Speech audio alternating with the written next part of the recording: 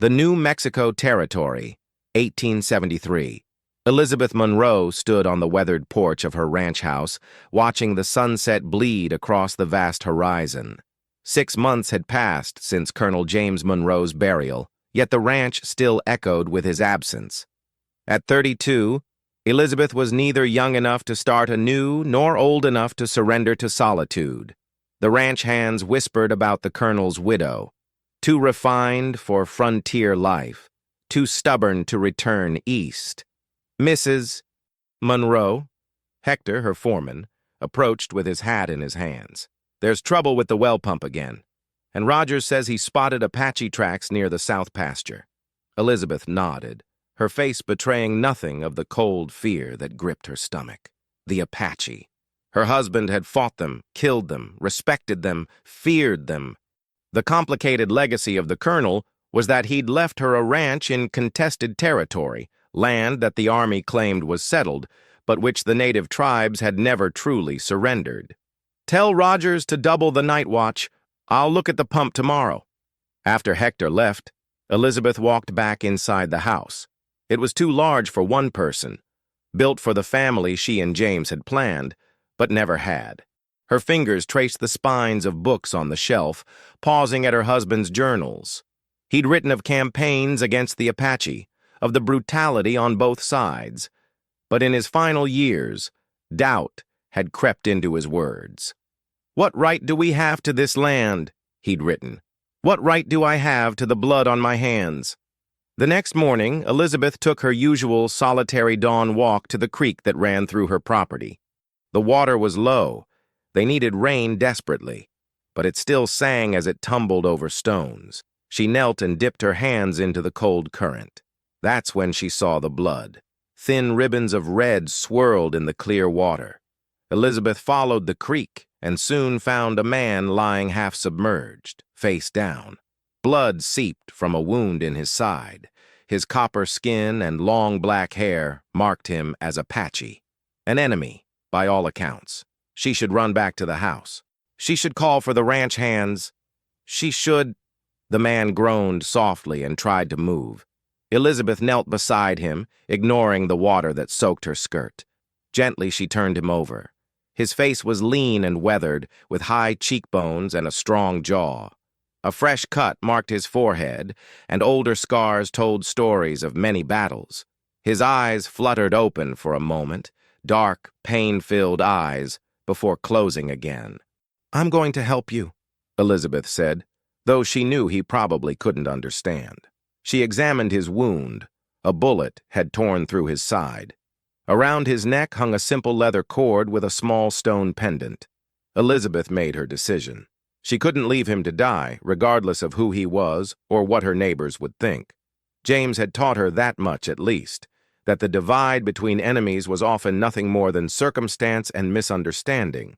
She tore strips from her petticoat to bind his wound, then returned with the wagon. With great effort, she managed to haul the unconscious man into the back, covering him with an old blanket. As she drove back to the house, Elizabeth knew she was crossing a line that could never be uncrossed.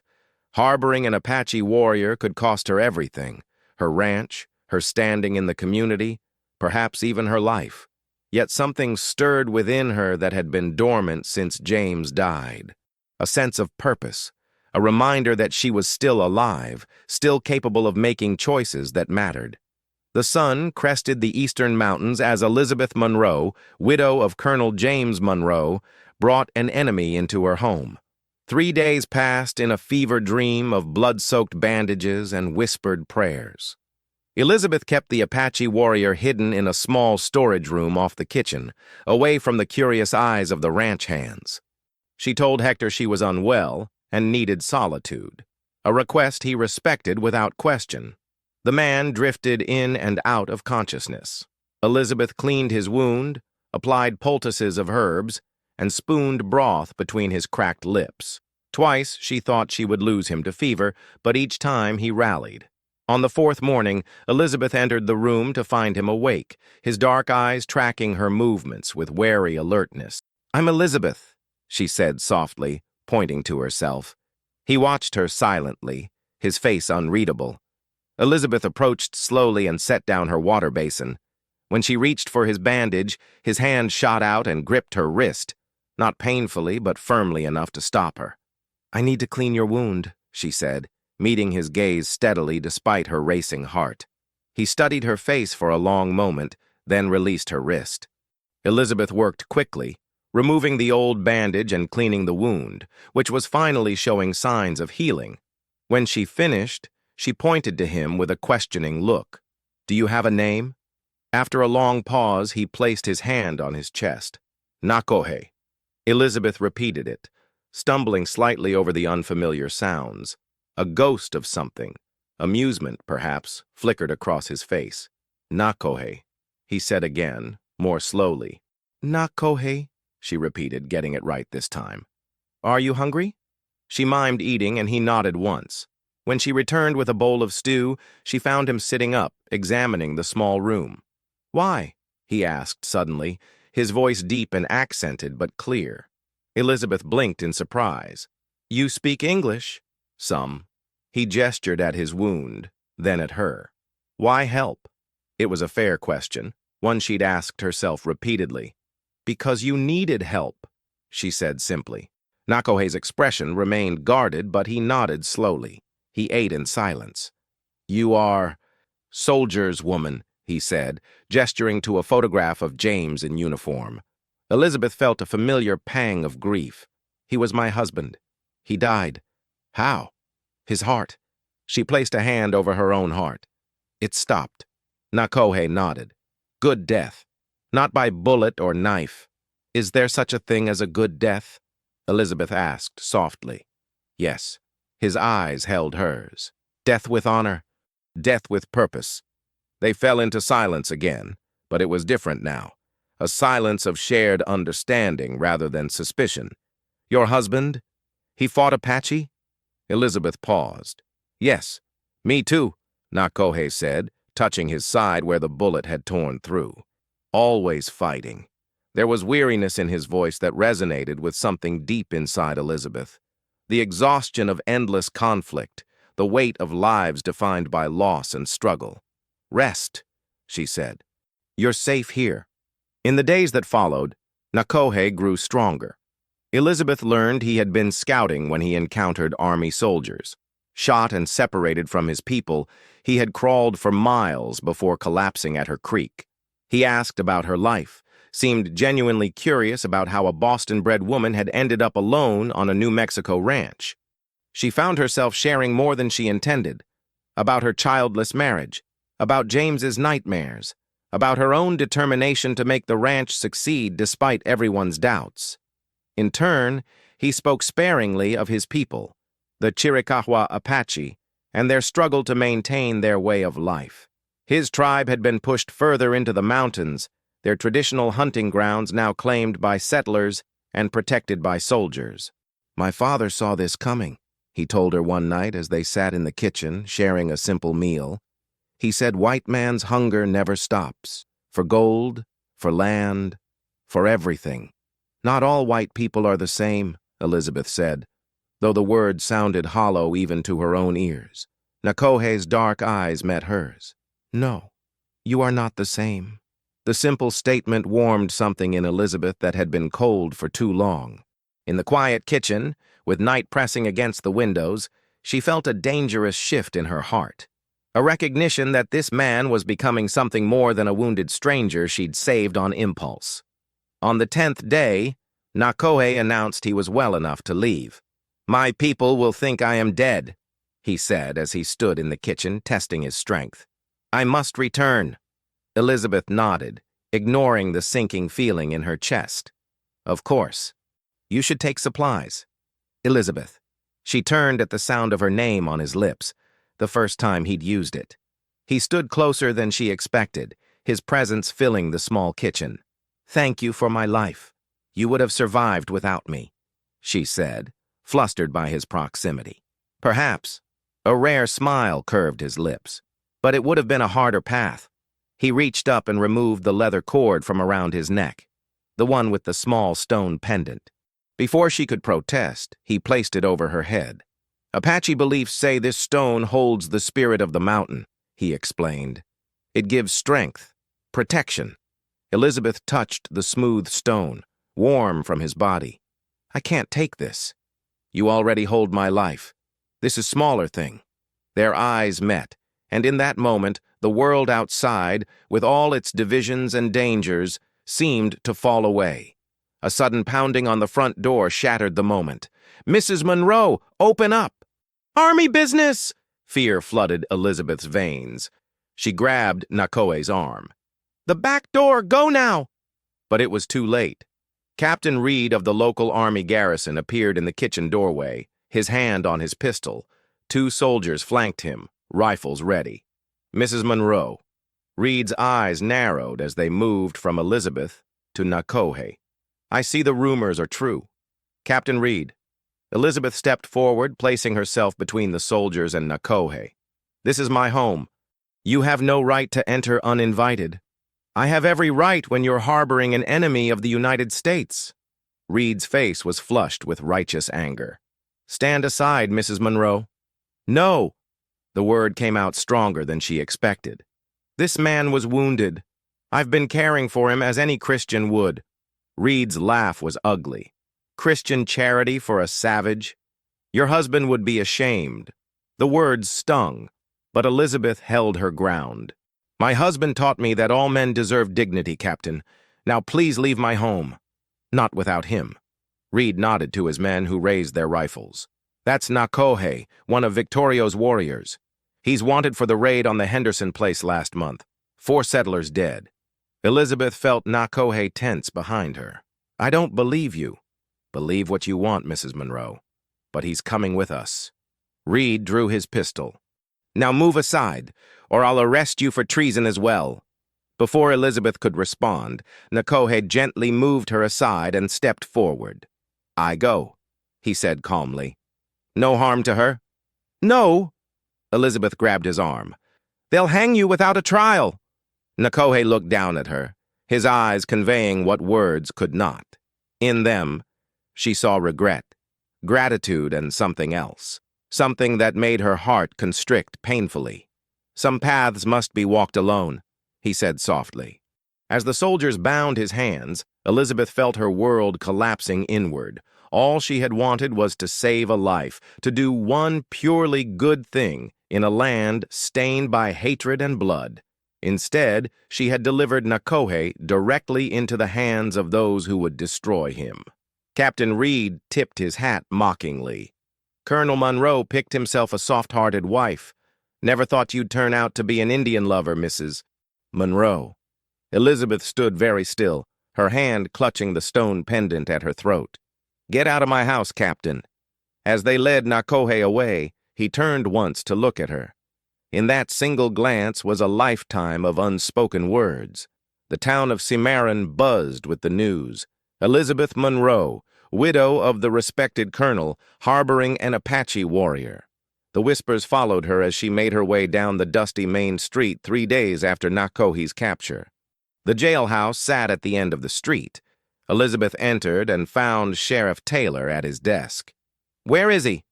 Elizabeth asked without preamble. "If you mean that Apache, he's no longer here. Army took him to Fort Stanton yesterday." A cold dread settled in Elizabeth's stomach. Fort Stanton was notorious for its harsh treatment of native prisoners. "On what charges?" "Murder, Mrs. Monroe. Raiding. The usual." Taylor leaned back in his chair. "Captain Reed says you've been hiding him for weeks." 10 days, Elizabeth corrected. "I found him wounded and gave him shelter, that's all." "That's enough." Taylor shook his head. "You ought to leave town for a while, Mrs. Monroe. Go visit family back east. Folks around here have long memories." "I have nowhere to go, Sheriff. And I've done nothing wrong." Outside, Matthew Jenkins, the town's young lawyer, approached. "Mrs. Monroe, I heard about your situation. Perhaps we could speak privately?" 10 minutes later, they sat in his small office above the general store. "I want to help," he said without preamble. "Why would you risk your reputation to help me? Or an Apache prisoner?" Jenkins smiled slightly. "I came west because I believe the law should protect everyone, not just those with the right skin color or background." The treatment of the native tribes is a stain on our nation's conscience. Can you help Nahkohe? Elizabeth asked, hope kindling. Possibly. Jenkins pulled out a sheet of paper. I have contacts at Fort Stanton. I can ensure he receives proper treatment pending trial. But Mrs. Monroe, he hesitated. The chances of a fair trial for an Apache warrior are slim. Then what's the point? Time. Jenkins met her gaze. Time to discover the truth about the Henderson massacre. Time to find witnesses or evidence that might exonerate him. That night, a soft noise on Elizabeth's porch startled her from her thoughts. Who's there? She called. Friend of Nahkohe, came the reply. Elizabeth opened the door a crack, pistol ready. An Apache man, older than Nahkohe, with gray streaking his long hair, stood in the shadows. Behind him were 3 others. You, Elizabeth, the man said. It wasn't a question. Yes, who are you? I am Kianata, Nahkohe's uncle. The man's English was better than Nahkohe's, his voice gravelly with age. He lives? Yes, but the army has taken him to Fort Stanton. They claim he was involved in a raid on settlers. Kianata's face remained impassive, but his eyes flickered with anger. Nahkohe was not there. He was scouting our northern hunting grounds when this happened. Can you prove it? Our word means nothing to white soldiers. Kianata studied her carefully. Nahkohe told us of a white woman with hair like sunset and a heart that did not know fear. He said you saved him when others would have let him die. I did what anyone should have done. No, you did what few would do. Kianata gestured to the others behind him. We go to Fort Stanton to bring him home. That's suicide, Elizabeth said, alarmed. The fort is heavily guarded. We have ways. Kianata's eyes held hers. Will you help us? Elizabeth hesitated only a moment. Yes. The next day at Split Rock Canyon, Kianata revealed his plan. Elizabeth would enter Fort Stanton under the pretense of delivering a peace message from the Apache chief, offering to exchange prisoners. While there, she would discover where Nahkohe was being held. And then? Elizabeth asked. Then we wait for dark, and we bring him home. It was a desperate plan, full of holes, but Elizabeth couldn't think of a better alternative. I'll do it, she said finally. But I have conditions. No killing unless absolutely necessary, and if we succeed, I come with you. Kianata studied her for a long moment. Why? Because I can't go back, Elizabeth said simply. Not after this. Kianata nodded slowly. You have courage, Sunset Woman. Nahkohe saw this. He extended his hand in agreement. We take you both, if we live. Fort Stanton rose from the landscape like a scar. Elizabeth approached the main gate alone, her heart hammering against her ribs. She wore her best dress, her hair pinned neatly beneath a bonnet, every inch the respectable widow. Soon, she was escorted to Major Wilson's office. I've come on a matter of some urgency, Major, she explained. I've been contacted by emissaries from Chief Victorio's band. They wish to propose peace talks. They're willing to discuss an exchange of prisoners. Wilson studied her with open suspicion. And they sent you as their messenger? The woman who harbored this same warrior? Do you take me for a fool, Mrs. Monroe? They sent me because they believe I might get a hearing, Major. Elizabeth fought to keep her voice even. Wilson stood. This prisoner is scheduled for hanging in 3 days. He's a murderer. Has that been proven in a court of law? We don't need courts to know what these savages are capable of. Wilson turned to face her. I'll consider their offer. In the meantime, you'll remain at the fort as our guest. Elizabeth's stomach dropped. 2 soldiers appeared at the door. Not an escort, but guards. Wilson had never intended to let her leave. As the soldiers led her across the parade ground, Elizabeth frantically scanned the fort's layout. She needed to locate the stockade where prisoners were held and find some way to signal Kianata that the plan had gone awry. They led her to a small building near the officers' quarters. Not a cell, but not far from one either. A single room with a narrow bed, a table, and a barred window. Night fell. bringing with it a heavy silence broken only by the regular call of "all's well" from the sentries. A soft tap at her door startled her. A young soldier, barely out of boyhood, entered with a dinner tray. "I need to be quick," he said, setting down the tray. "I heard about you. About what you did for that Apache." Elizabeth tensed, unsure if this was some trick. "What of it?" "My pa was killed by Comanches when I was little," the boy said. "But my ma was saved by a Cherokee healer once when the doctor had given up. She taught me that not all Indians are the same, just like not all white folks are the same." "Why are you telling me this?" "Because I don't think what they're doing is right. That Apache, Nahkohe, he hasn't had any kind of trial. They're just going to hang him." "Do you know where they're keeping him?" Elizabeth asked, her pulse quickening. The soldier nodded. "Northeast corner of the fort. There's a small cell block built into the wall." He glanced at the door. "I left the key to the back door in the bread. It leads to the kitchen gardens. The guard there gets sleepy after midnight, likes his whiskey too much." After he left, Elizabeth found the key hidden in the loaf of bread. She waited until midnight, when a sudden commotion erupted from the main gate. Flames had appeared at the western side of the fort. A diversion. Her door burst open. A man she didn't recognize stood there. "Come with me, Mrs. Monroe. The Apache are attacking. We need to move you to safety." She followed him through the chaos. "Who are you?" she asked as they ducked into the shadows. "Friend of Kianata. White scout who trades with Apache. Name's Harper." They reached the small cell block in the northeast corner. Harper tricked the guard into leaving his post, then unlocked Nahkohe's cell. They slipped through the shadows toward the kitchen gardens. Elizabeth used her key on the back door, and they stepped outside the fort. They had taken only a few steps when Captain Reed's voice rang out behind them. "Hold it right there!" Reed aimed his pistol at Elizabeth's heart. "Treason, Mrs. Monroe? Your husband would turn in his grave." "My husband believed in justice," Elizabeth said steadily. "Something you know nothing about." Reed fired. Nahkohe lunged forward, pushing Elizabeth aside. A second shot rang out. Reed crumpled to the ground. Behind him stood the young, freckle-faced soldier, his rifle still smoking. "Go!" the boy said urgently. "I'll tell them he was shot by Apaches in the confusion." Before they fled, Nahkohe asked the young soldier's name. "Thomas Riley," the boy replied. Nahkohe nodded solemnly. "Thomas Riley, the Apache will remember." Then they were running into the darkness. Half a mile from the fort, Kianata and the others waited with horses. The attack had been nothing more than a few well-placed fire arrows and strategic noise to create confusion. As they rode through the night, Elizabeth felt as if she were dreaming. She was no longer Elizabeth Monroe, respectable widow of Colonel James Monroe. She was something else now, a woman who had chosen her own path, regardless of what society demanded. The Apache village nestled in a hidden valley high in the Sacramento Mountains. Wickiups, dome-shaped dwellings covered with brush and hides, were arranged in a circular pattern around a central clearing.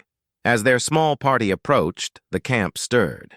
Women gathered children close, warriors reached for weapons, and all eyes turned to the strange sight of a white woman riding alongside their returning kinsmen.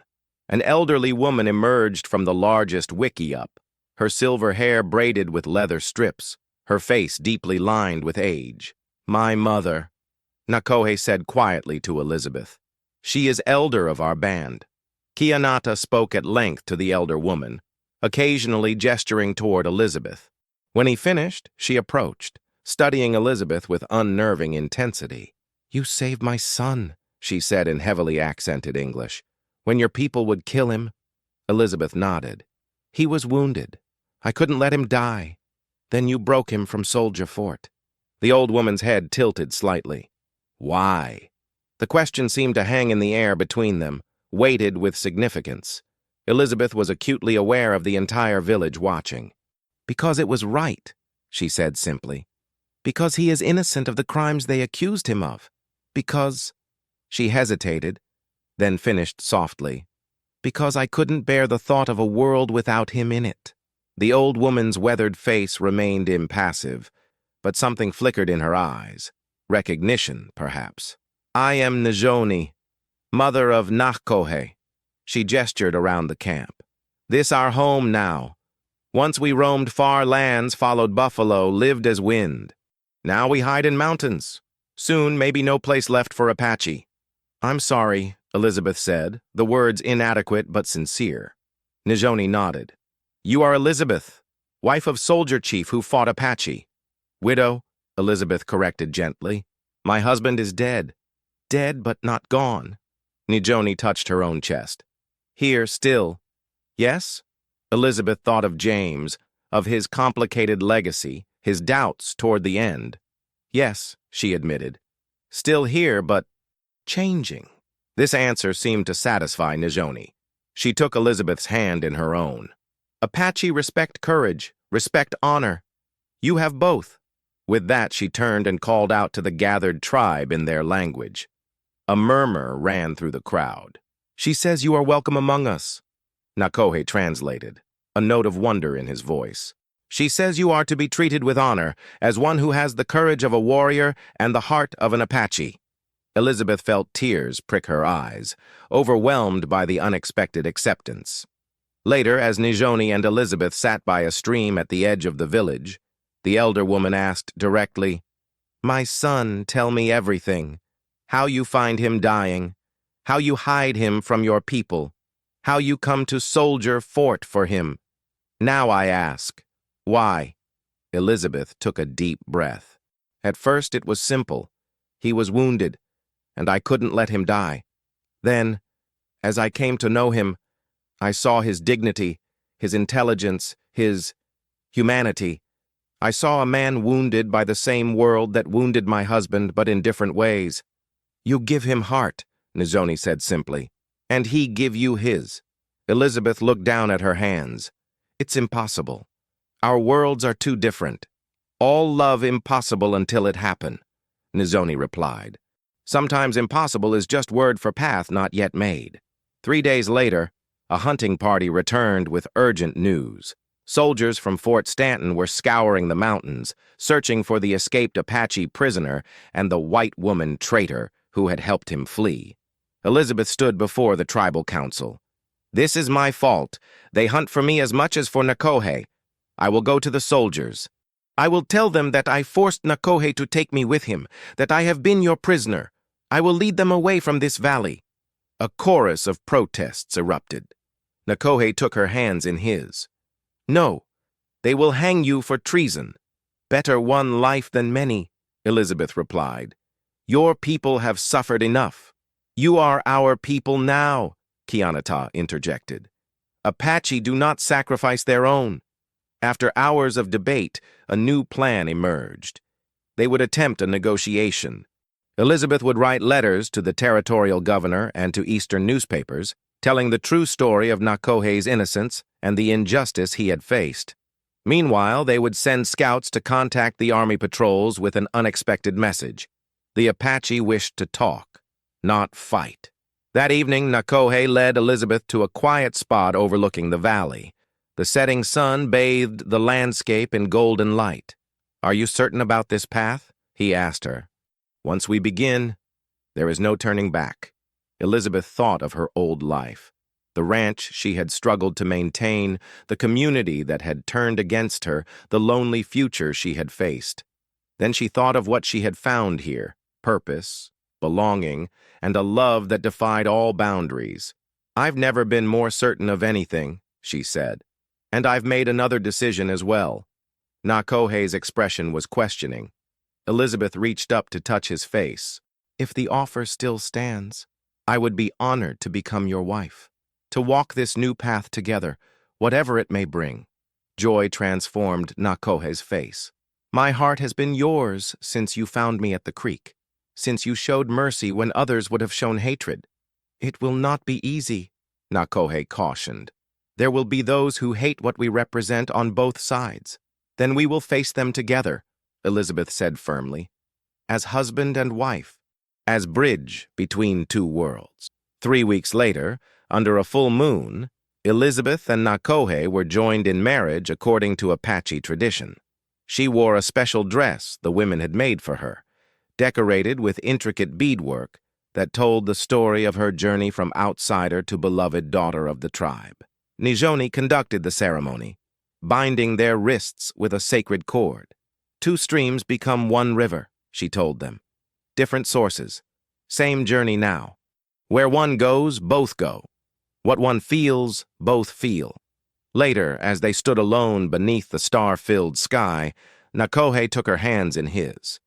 "My people have word," he said softly. "Ishkitini. It means one who walks between worlds. Now this is you, Elizabeth. Not just white woman, not just Apache woman, something new. Something better," she whispered, leaning into his embrace. Something stronger. Fort Stanton, New Mexico Territory, 1880. Major William Hayes dismounted before the adobe building that served as headquarters for the Army's Apache negotiations. 7 years had passed since the unprecedented events that had led to this fragile peace. Inside, seated at a simple wooden table, was the woman some called the White Apache Queen. Elizabeth Nahkohe Monroe had aged beautifully in the years since her scandalous departure from white society. Her auburn hair was streaked with silver now, worn in a single braid down her back. Around her neck hung both the stone pendant Nahkohe had first given her and Nahkohe's medicine necklace. Beside her sat her husband, Nahkohe. As sub-chief of the Chiricahua band that had established semi-permanent residence in the reservation lands south of Fort Stanton, he was respected by both his people and, reluctantly at first, by the Army officers who negotiated with him. For 7 years, this extraordinary woman had walked a precarious path between two hostile worlds. After her marriage to Nahkohe, she had written letters to the territorial governor and eastern newspapers. The resulting publicity, the story of the colonel's widow who had found love with an Apache warrior who claimed the man was innocent of the crimes he'd been accused of, had created a sensation. Public opinion, particularly in the East, had been captivated by the romantic aspects of the tale. Politicians had authorized a trial period of negotiated settlement rather than forced relocation for Nahkohe's band. It hadn't been easy. There had been setbacks, betrayals, and moments when violence seemed inevitable. But Elizabeth and Nahkohe had persisted, creating a model of coexistence that offered hope where there had been none before. Their union had even produced a child, 7-year-old James Kianata, named for both Elizabeth's first husband and Nahkohe's beloved uncle. The boy was a bridge incarnate, with his father's copper skin and his mother's green eyes, equally at home in the Apache camps and the settlements, speaking both languages fluently. When Major Hayes finally departed, Elizabeth and Nahkohe stood together, watching as the cavalry officer rode back toward the fort. "He will agree eventually," Nahkohe said, slipping his arm around his wife's waist. "They always do when you show them the path." Elizabeth leaned against him. "Not me, us. We show them together." They turned to where their son played with both Apache and settler children in the dusty square, his laughter rising clear and untroubled in the afternoon air. "For him," Nahkohe said softly. "For all the children who will come after." Elizabeth nodded, her heart full as she contemplated all that had been lost and found on her unexpected journey. She had once been Elizabeth Monroe, proper Boston lady and colonel's wife. She had become Nahkohe, the Apache woman with the heart of a warrior. Now she was both and neither, a woman who had found her true self by crossing boundaries others feared to approach. "The world is changing," she said, watching her son. "Faster than anyone realizes."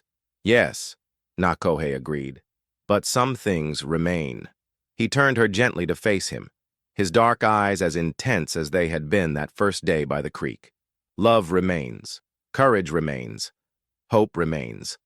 As the sun began its descent toward the western mountains, Elizabeth stood with her husband on the edge of two worlds that were slowly, painfully learning to coexist.